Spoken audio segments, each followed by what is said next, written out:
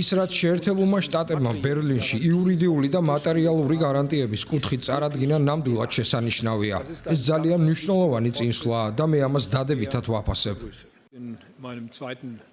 მეორე მხრივ მიღწეულია შეთანხმება, რომლის მიხედვით ცეცხლი უნდა შეწყდეს შეერთებული შტატებისა და ევროპელების მხრიდან მნიშვნელოვანი იურიდიული და მატერიალური უსაფრთხოების გარანტიებით. ეს არის ფართომასშტაბიანი მნიშვნელოვანი შეთანხმება, რომელიც აქამდე არ ჰქონია.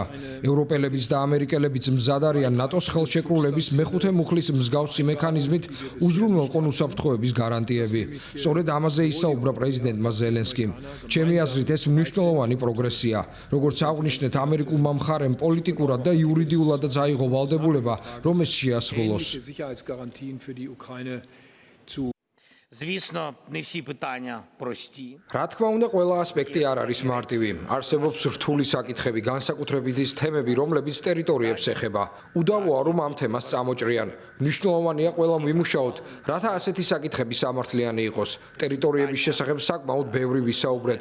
გულწრფელად გეტყვით, რომ ჯერჯერობით განსხვავებული აზრი გვაქვს, მაგრამ ვფიქრობ, რომ ამერიკელმა კოლეგებმა მოისმინეს ჩემი პირადი პოზიცია და მოხარული ვარ, რომ შევძელი პირადად გადამეცა ეს მათთვის. Я думаю, що колеги почули мою особисту позицію.